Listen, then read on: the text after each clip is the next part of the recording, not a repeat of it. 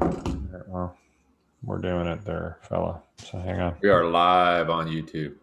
Is it saying that? Yep. Huh. It's not saying it on my end.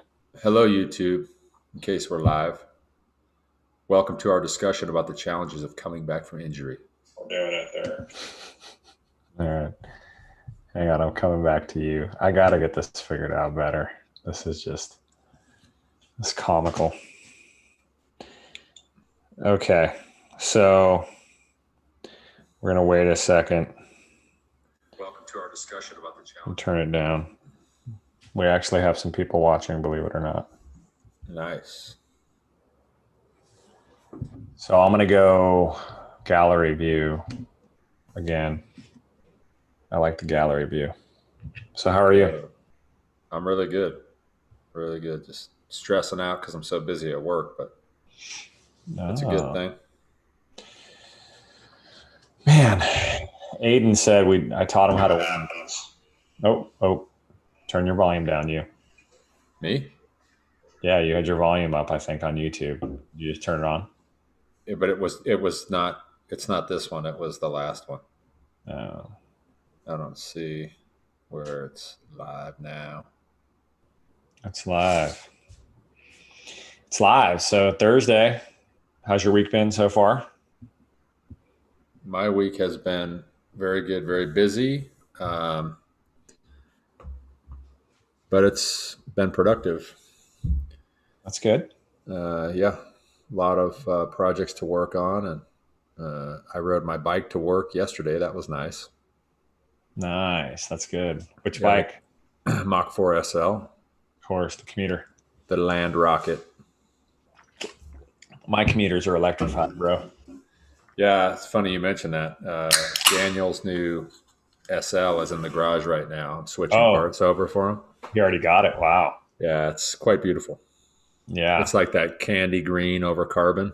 Yeah, that's pretty. Yeah, it's quite sexy. He's very excited to ride it.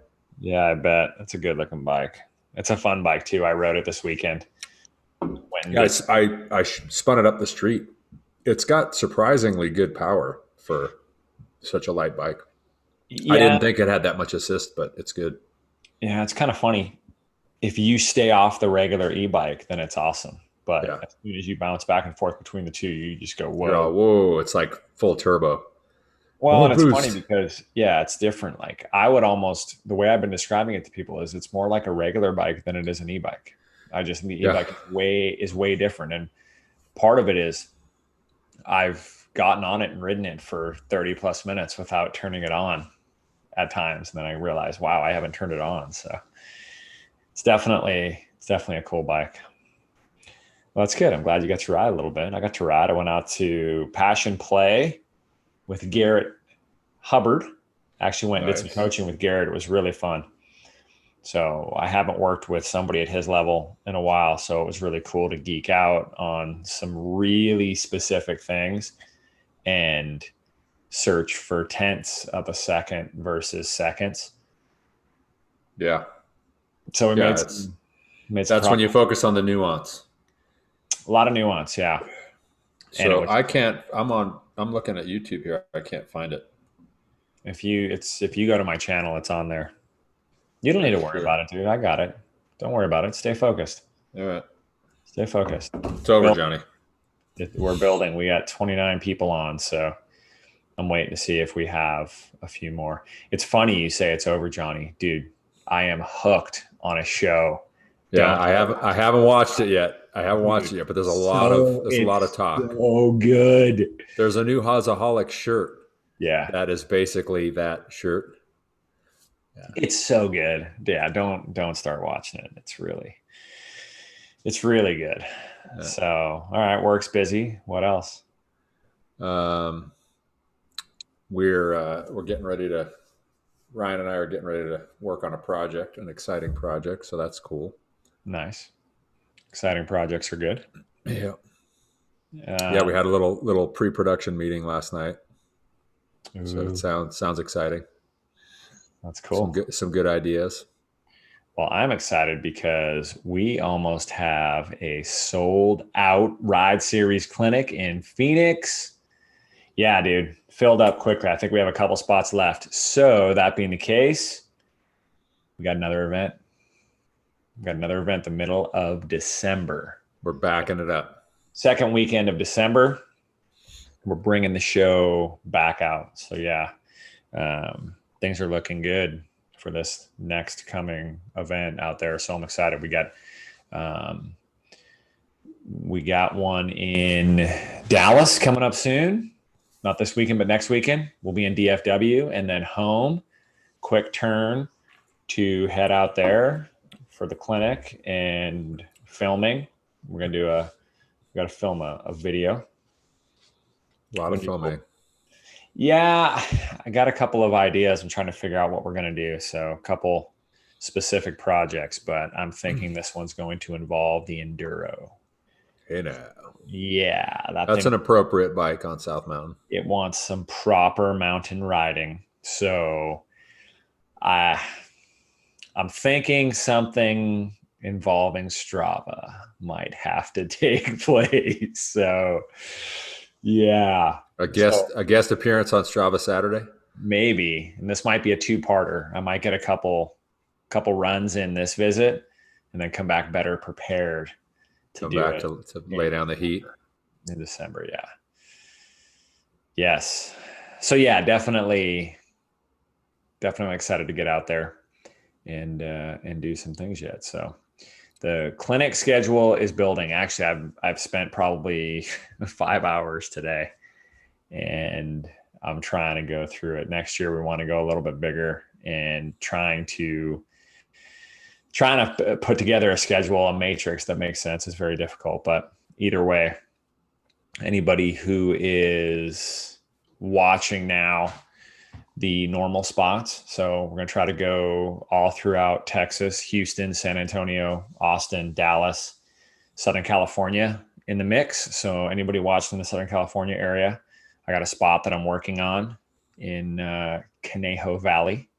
So we will be hooking up with the 805 local, Mr. Chris Layton, some other cool dudes. So Rubber Ducky, you're the one. There's a rad spot out there that I'm working on with him. So I'm thinking February is when it's going to be.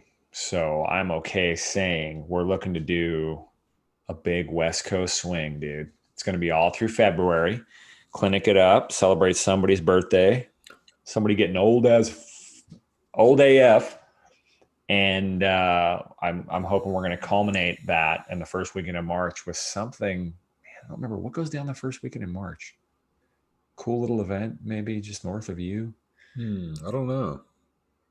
Yeah, so hopefully we will culminate at the Sedona Mountain Bike Festival. The Festival of Sedona Mountain Bikes. Yeah, so what I'm thinking is we go actually possibly San Antonio, Las Vegas area. Las Vegas. Phoenix, and then into March at the Sedona Mountain Bike Festival. And then we will see. Mr. Pliskin asking if Oregon is part of the tour. I would love to make Oregon part of the tour. I'm not sure. I would love to as well. I've only made my way through the first half of the year. They've also announced the Big Mountain Enduro schedule, and we will be racing the Big Mountain Enduro as well. So what that's going to be, it's funny. The first one's here in Ironton, Missouri. So that's only 5 hours from me. So the world will be descending on the middle of the United States to sample some small mountain enduro. Big and little mountain enduro. Little mountain enduro. This ain't little mountain enduro. So that'll be really fun to start there. And then Glorietta. And then what's rad is late July is Big Sky, Montana. And then there's a couple weeks till Winter Park. So it's looking like, and I haven't even told Rob this yet, the plan is staying on the road. So we'll do a big, yeah. So I think full road tour. Well, yeah, the way it looks is, 4 hours from Big Sky is a little place called Park City, Utah. Hey now. Yeah. So within that swing, I think we're going to do a Park City event and then one or two Denver area events. So So we're working through that. So yeah, lots going on, and we're gonna keep building. Obviously, we're gonna get better with the technology. Behind the scenes, Rob and I are working on this. So everybody who's watching now, we're almost at 50. So we got some diehard fans. But Nice. I love it. We talked about, you and I have talked about this for a long time, and we've talked about doing this, but backing up from that, we've talked about what we're going to talk about. We talked about talking about it. Yeah. Yeah. We'll give them something to talk about. So basically, coming back from an injury is something that we're not going to be able to fit in to this hour that we're going to do this. This is something that it takes a long time to discuss, but it's, so we'll make this a two-parter. Which is probably an ongoing theme. You Yeah. know, I mean, it's bound to be something we're going to have to talk about at some point during next year. You know, I hope it's not, but that's part of what I'm going to lead with is if you ride bikes, prepare to be injured.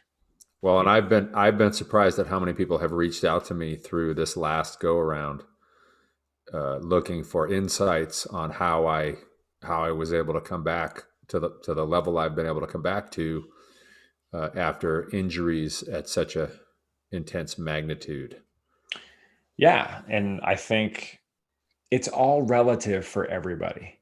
You know, magnitude is relative. Like you fall over and get a skin knee. If you're a new rider, the magnitude of that's pretty big. Like you're looking at that thinking, I mean, this is what they go through at Rampage. Like this is a big deal, but I can come back from it.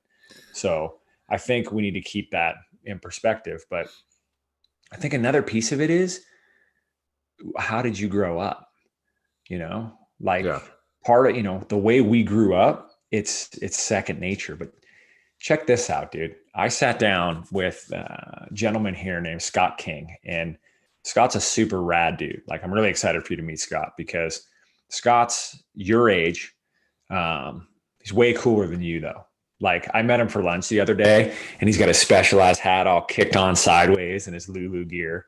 He's just a hip, cool dude. He's into CrossFit, he's into riding bikes, but he's a student. He's an absolute student of technique, not only on the bike, but training. Like he's big into weightlifting and he's really into technique. But he went and did some training at Highlands, and he had a really good time at Highlands. And he talked about chronological age, physical age, and time under task.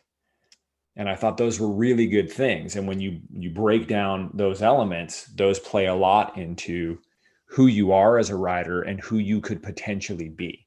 If chronologically you're old, physically you're old, and you have little time under task, you're not going to ever be a good rider per se. Gotcha. So that makes sense, right? So I think part of it also plays into how you're going to come back from an injury.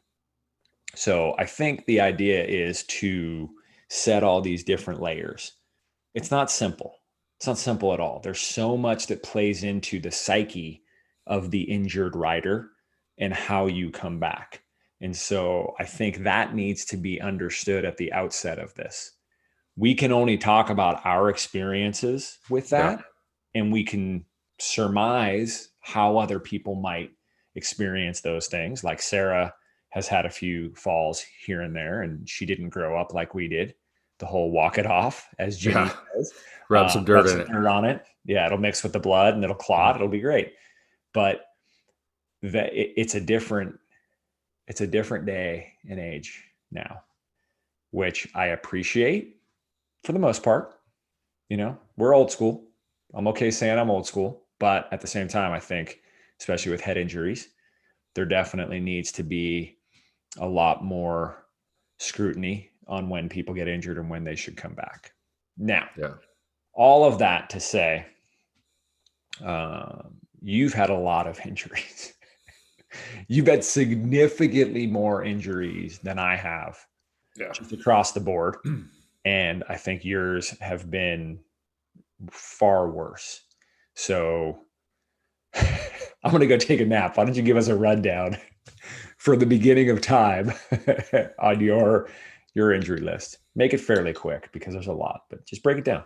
Well, my first my first significant injury when I was, I think, 12. We were out in California City. You, I think, were back east, weren't you? With We were driving across the country, I yeah, believe, at the time. yeah. So I had borrowed a motorcycle from some friends, and I was out riding in the desert, and I just jumped into a huge canal and crushed myself. Luckily, there was this old couple in a white El Camino happened to be there in literally the middle of nowhere, and they found me because I was knocked out. I broke my nose, my arm. I don't remember what else, uh, but it was pretty significant at the time. And I'm sorry. yeah, at 12, it seemed like a big deal. Hang on. It's a good thing you're not watching the live. Somebody just said first he hit his head on a dinosaur egg. Oh, that's clever. It's even better who said it. I'm going to use that one. It was Lenoski. Oh, great. Yeah, he's one to talk, that son of a gun. I don't know. I think you're older than him, dude. I'm sure I am, but Yeah. Yeah, that one he's was old bad. enough. He's old enough not to pick on me about my age. Very true. Very true. That is a funny one, though, Jeff. Good for you. Touche. So that one was bad. That was a severely broken arm, right? Yeah. Yeah, it was pretty mangled. And we were in the high desert of California. And so we got in the truck and we drove to Edwards Air Force Base, which you had to be a military veteran to get service there. So we had to leave there. Then we drove to Lancaster and they said, well, we could treat him here, but then he'd have to come back for his follow-up visits. And that was about 2 hours from our house. At the time, Mom worked at the hospital in San Fernando Valley. So we got back in the car and we drove all the way back there before I even had any medication or my arm set. So that was kind of gnarly. But I had to have surgery on my nose. So that was when they pack your nasal passages. And getting that stuff removed was quite a vivid experience for me. So yeah, that was the beginning of a good series of tremendous crashes. So after that, there were quite a few motocross crashes. Yeah, nothing. I actually made it through my entire motocross racing career, for the most part, fairly unscathed. And I moved out to Arizona, and in the late '90s, I was racing the Mickey Thompson Off Road Series, and moving out to Arizona was not a good thing for the racing career because the competition here was not at the same level. And so I would do well locally, but then I'd go to the national races and do terribly. So in '95, I was under contract to race that series, but they went bankrupt. That got me out of my contract, and I basically started working. And when Yamaha introduced the YZ400, there was an opportunity for me to race the four-stroke nationals. So I still had bikes. I started training. That's, you would go out to the pit with me. We had a track pretty close to the house. I would ride every day, and Rich would come out and give me pit signals and take lap times. And so this particular day, I went out ahead of him, and I'd been out on this track every day. So I just jumped on the track and started burning laps. And unbeknownst to me, an acquaintance of mine was out there in this pre-runner Ford truck, and he was going backwards on the track. He'd never been there. He didn't know the way. And so as he was coming up the downside of like a third gear big tabletop, I jumped over the tabletop and crashed into the front of his truck. And that was a career-ending, pretty devastating crash. I suffered So a traumatic. So, let me you want to interject on that one? let me get in here real quick. uh, Let me get in here real quick. Yeah, it was bad.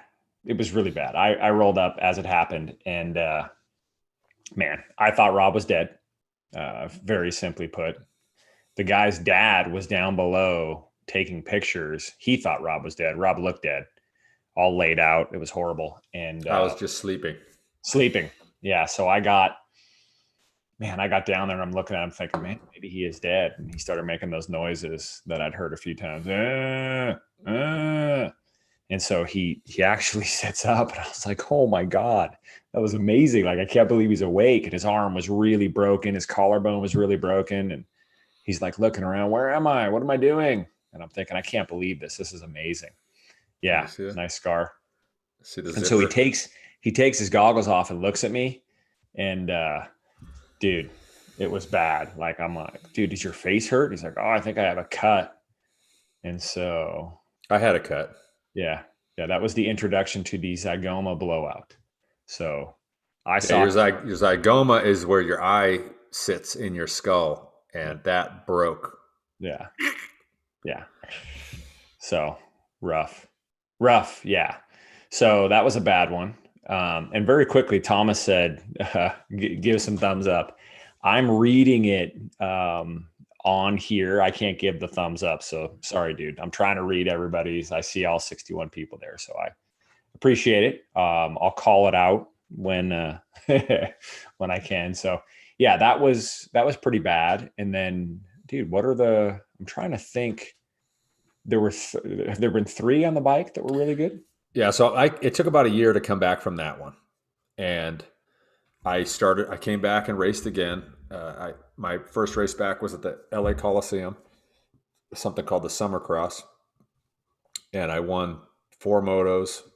Did really well. There was a big story in Cycle News publication. If anybody follows motocross, Mike Alessi, Jeff Alessi, their dad Tony Alessi was a good friend of mine, a writer, and he wrote a story about me in Cycle News that explained where I went because I was doing well and then I disappeared.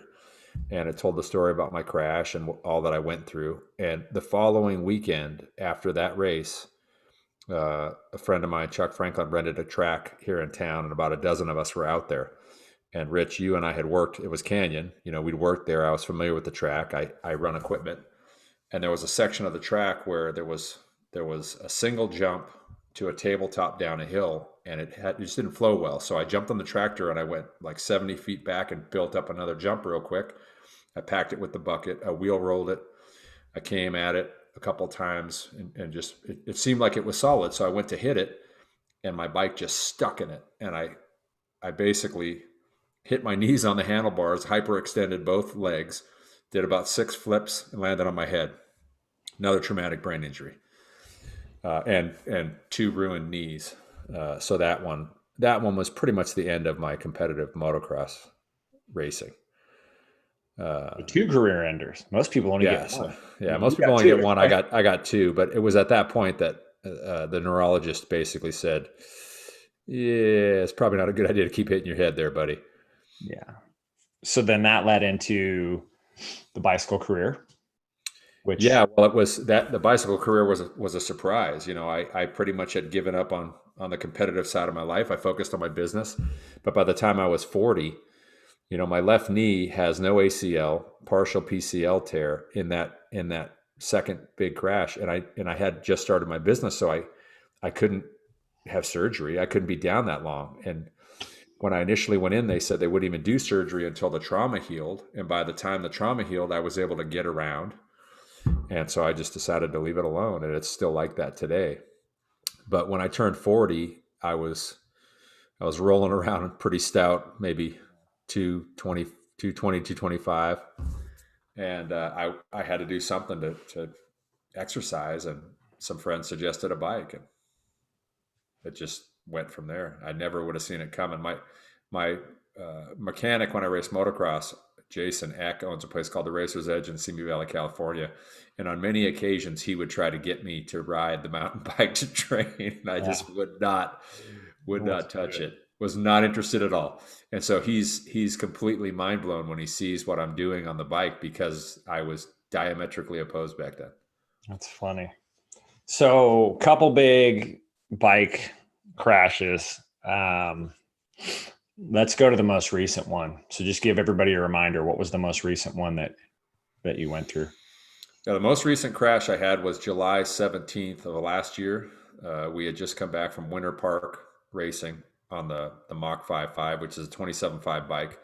And I had already learned the lesson that if I'm going to change from one bike to another bike and they're substantially different, especially the wheel size, I would ride the bike 3 rides before I really tried to push it at all.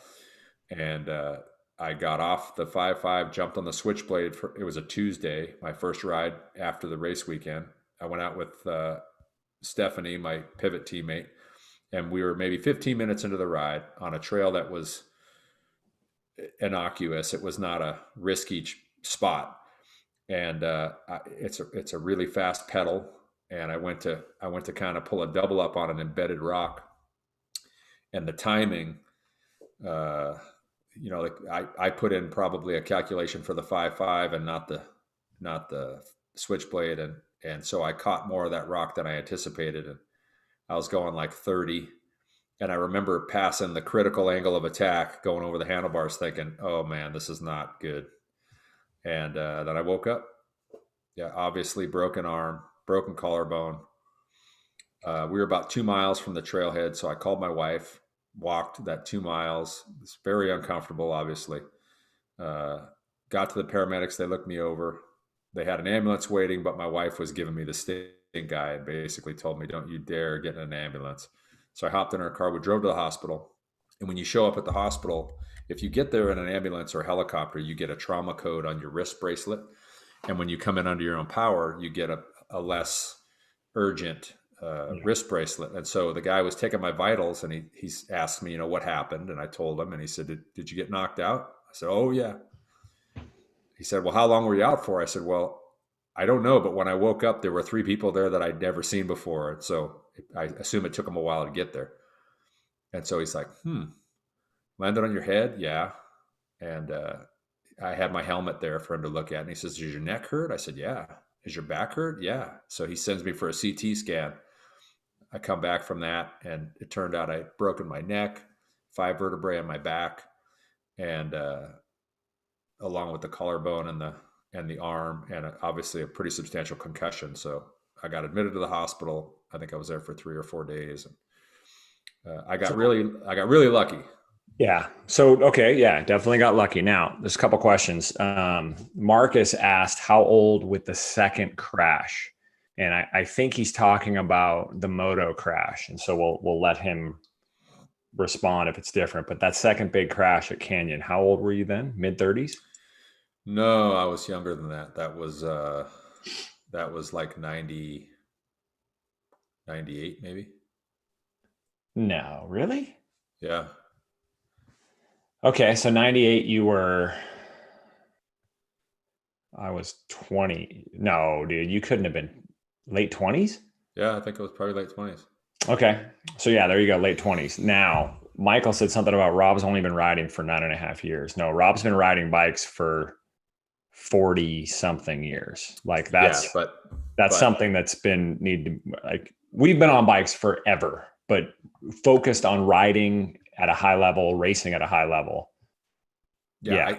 I had ridden a mountain bike on occasion. I started on BMX, but I didn't spend as much time on the bicycle as you did, because obviously I aspired to ride motorcycles. Yeah. As soon as I could get on motorcycles, that's all I wanted to do was ride motorcycles. So from the time my motorcycle career ended to the time I started riding bicycles, I mean, I was 40 when I started riding mountain bikes seriously, but all my previous life experience on two wheels was very beneficial when I started riding the bike. The fitness obviously I didn't have, and that's a huge component to having a good time. But I was looking for something to replace the thrill of motorcycle riding because I couldn't do it anymore. And I have found, I had a motorcycle for a long time, even when I started riding bicycles. And every Saturday it would be load up the motorcycle and go to the track, get on the bicycle, go for a bike ride. And week after week, I would choose the bicycle until I finally decided to get rid of the motorcycle and kind of never looked back.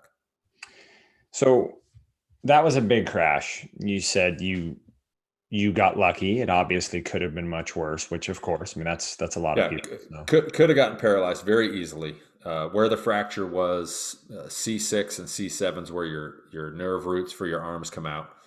At the time, I was experiencing a lot of nerve problems with my arms, feeling lack of strength, burning, really uncomfortable, really bad.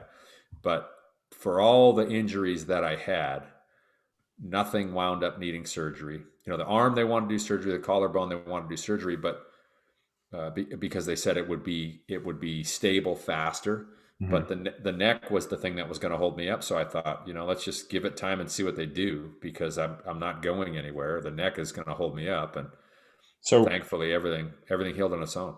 A couple of people have asked questions. They talked about safety gear, helmets. At that time, that was the Maya Maya 2.0. 2.0. So Cali Maya 2.0, which both of us have had pretty big crashes in those helmets. And Actually, let me go back and correct something now that you mentioned that.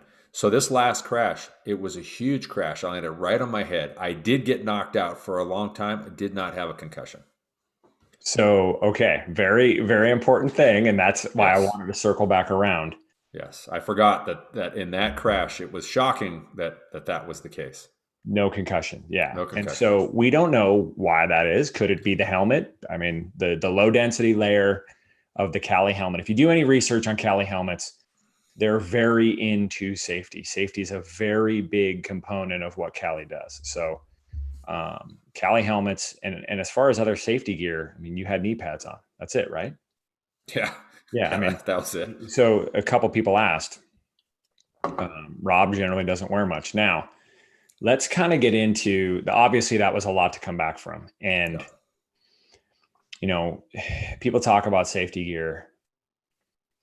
How do you come back? Like one of the best things was, have you felt any fear to get back on the saddle after a crash? If so, how did you handle it? And Yes.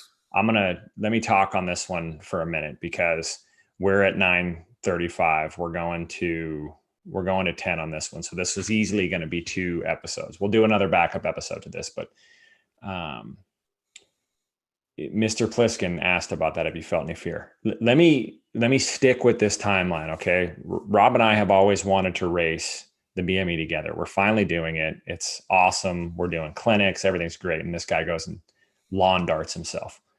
So the next race is Big Sky. Telluride. Oh, that's right. Oh. Telluride. Sorry. Next race is Telluride. So I'm at Telluride flying the flag by myself. And I'm just not right. Like with what happened with Rob, him not being there, I just wasn't right. And there was a big backcountry stage, and it was fast. It was really fast and super narrow, tall grass you couldn't see. And I came ripping around this section at 30 plus. Some dudes walking backwards up the trail. And I had one of the most violent crashes of my life. I was a full on passenger, like just waiting for something bad to happen. Flipping off the side of the trail. I don't know how I didn't get hurt badly. And I was freaked out. I was so freaked out that I found a full moto style Liat chest protector to wear. And even with that, it wasn't right. And there was a lot of things that factored into that, but that crash kind of put it over the top. And it was funny because the next day I was in bad shape. Like I was going up the lift in tears, just did not want to be there. Literally almost stayed on it and rode it back down. And no, Rocco, I didn't crash into him. I avoided him. I did the right thing. I had honor.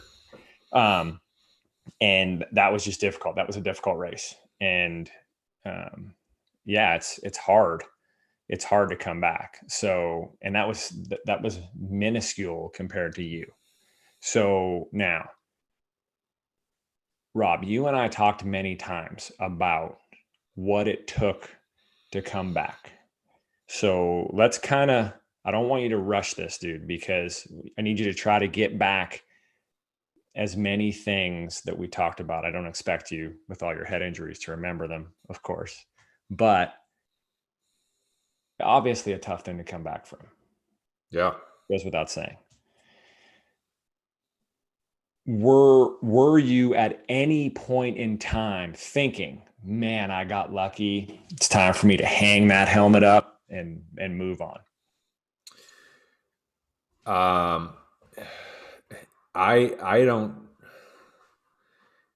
I tell you what I actually thought. I actually thought this is really unfair what I'm putting my wife through.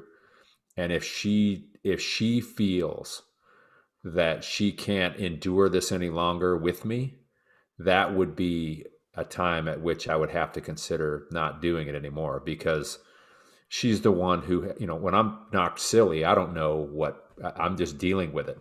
Yeah. But she's got to witness it and she's got to support me. And, I can't imagine what it's like to get the calls she's been through it a lot. I mean, she's been with me for over 30 years, and so it's not infrequent, and uh, but it's not right to put her through that. And before I could even give it serious consideration, somebody had posted on one Yeah. of my something Instagram or Facebook or something that said, "Are you finally going to stop riding bikes now?"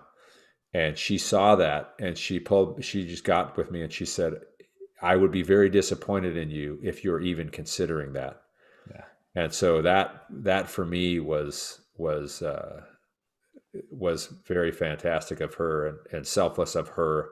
And she, So that's important, dude. yeah, This is an important thing that you're highlighting, and this is exactly what I wanted. Part of dealing with an injury and coming back from an injury is having a partner that helps you do that. And yeah. that's the thing. Well, it doesn't have to necessarily be your wife or your girlfriend, but you need a support system. You need somebody who's got your best interest in mind. Yeah, but They don't dude, just want you to come back to riding because they need somebody there with them to make sure they don't die on the trail. I mean, well, of course, but it's just, and again, I think it's easy for both of us to say because we have partners that are incredibly supportive, but it's just, to me, it's very frustrating when an injury occurs and the main concern of the person is, how's my girlfriend or wife going to deal with this? Or I got to hide something from them. And that's, well, and it's understandable, and I think it's not bad for people to be concerned about how their spouse is going to take it, because you know there's I have a lot of responsibilities, and when I of go out course, and but and take big risks, you know, the people who I'm responsible to, although they're supportive of me, they can't help but express their disappointment that I'm taking these risks. And I mean, a leopard can't change its spots, so a leopard can't change its spots. And one of the best things about Jen in that regard is she understands and she she's knew the job was frustrated. dangerous when she She took knew the it. job was dangerous when she took it. And in those instances, you can be upset and you can be frustrating. All that's going to do is affect the healing process. It's not Yeah, going to do anything good. And that's the first, I think that's the first thing is what I'm trying to highlight here with what Rob's saying is you need to prepare your significant other for when this is going to happen. yeah, Not if, when. Don't hide it. Don't pretend like it's not going to happen. My advice is have those conversations. And I've lived through this. Dude, you remember the early days. Sarah had no clue. Sarah was never involved in anything like this. So she didn't yeah. know. And dude, thankfully you started getting stacked up before me. So she's like, oh my God, She got a little preview. is this normal? Is this what happens? And it's important, I think, for people to understand that it's going to happen. It's going to happen. And you need to be ready for it. Tim, I can tell you what, being humbled by having your butt wiped because you can't do it is the worst part. I can imagine. I haven't been there, thankfully. I know my wife would do it. Broke both arms at the same time and knocked my teeth out. That was a tasty one. Yeah, it's it's one of those things. I rigged up a butt wiping system, so it's patented. If anybody needs to know how it works, reach out to me privately, and I'll give you the blueprint. So I wanna stick with you here because you're kind of on a roll. We got about 18 more minutes. Jen was supportive. There was no question about you coming back. Pivot was really supportive, right? Yeah, Everybody. I think they were surprised at how much outreach there was from the community, basically offering me support, and it was it was an honor to me. I mean, the people who came to the hospital, Patty went by Hillside, got me my favorite meal, and one of my other buddies showed up at the hospital with a couple of boxes of cinnamon toast crunch. Oh yeah, good And stuff. yeah, well, that goes back to the crash in Dude, Bentonville. let's not even bring up the crash in Bentonville, dude. We'll get to there. We'll get to that. We'll do a Yeah. all crashes episode. So yeah, that's it. And I know that made you feel really good. We talked Yeah, about well, and then as soon as I could get out and walk around, I was out. I live here on South Mountain, so I was out hiking the trails in my brace, and everybody sees me, hey man, how you doing? And everybody was just really encouraging. So that So, part was really, really great. It helped a lot. okay, so 67 people watching right now. I want everybody to be prepared to tune in for at least the second part of this. This might be three, because what this now is leading me into, what happened not long after that? How are you feeling after that? You remember the conversations we had where you weren't posting anything because you didn't feel like you had anything to post? You were pretty down for a little bit, understandably so. Yeah.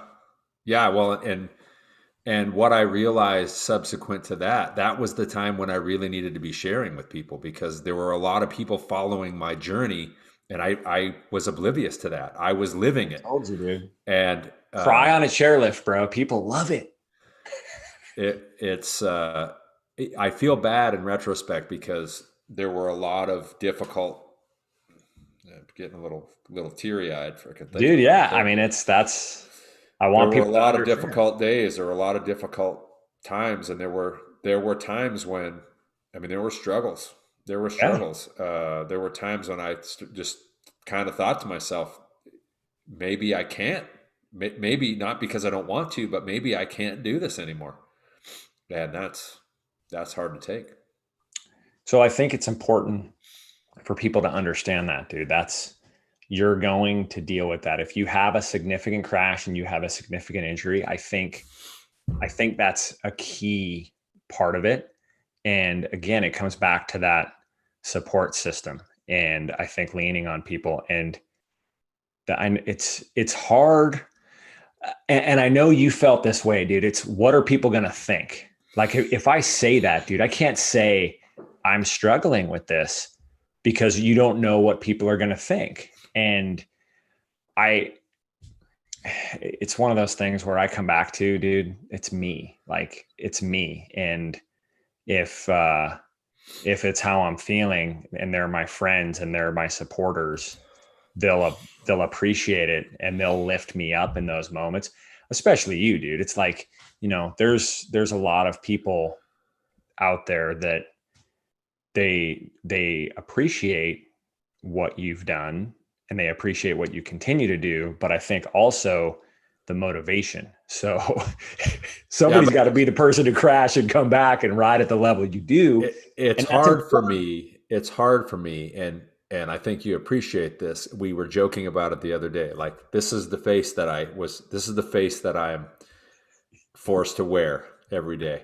The girl who runs my business for me, Amber, she's fantastic. But from time to time, I'll be working, and she'll be working with a customer who knows of me, but I don't know them, and I'll come into the office doing something, and I have what she refers to as resting dick face. I give off the air like, you annoy me, or I don't like you, and it's not my intention. It's just the face that I am forced to wear, and so it makes it difficult for people sometimes to approach me.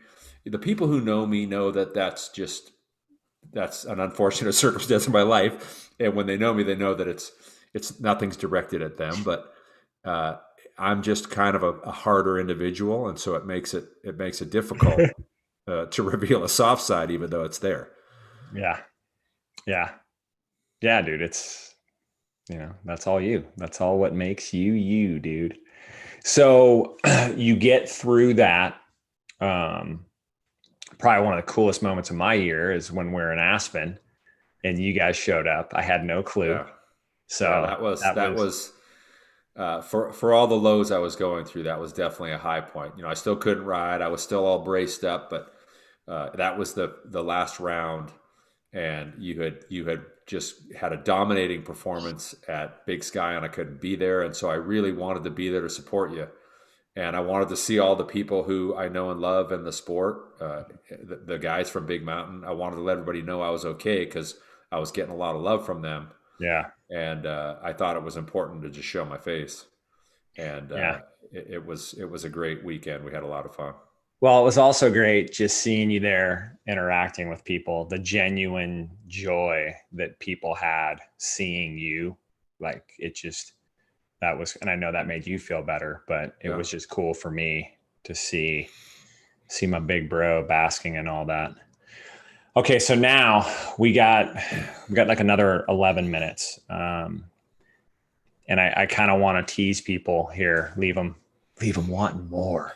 Yeah. Well, some of the things I really want to explain to people and share with people I, are I know. how I came back. How did I I get know. back to the level that I'm at? We're gonna talk. We're gonna talk. Because it wasn't an accident. There are specific things that I made the decision to do, So and hang on. okay, Before we get into that, we're not going to get into that in this episode. We're going to have a follow up part two of this. I think it might be a three-parter, but in this time, um, you aren't the only one that's had injuries. that's true.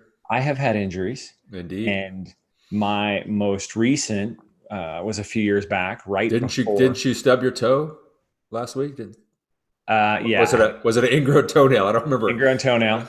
Yeah, following, and there was the cuticle mess I had a That's few right. months back. That's So, right. Infected um, cuticle. That's pretty so severe.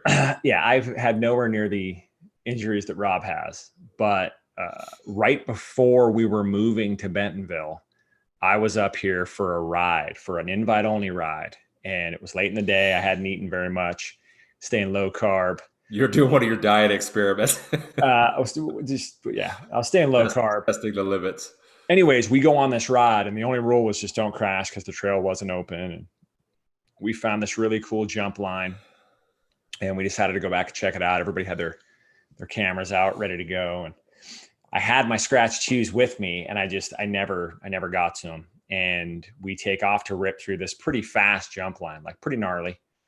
Next thing I know, dude, I wake up landing on the ground, and I'm thinking, what the hell happened? And I look over, and my shoulders hanging down, just destroyed. And I'm looking around, and everybody's looking at me, and like, I don't understand what happened.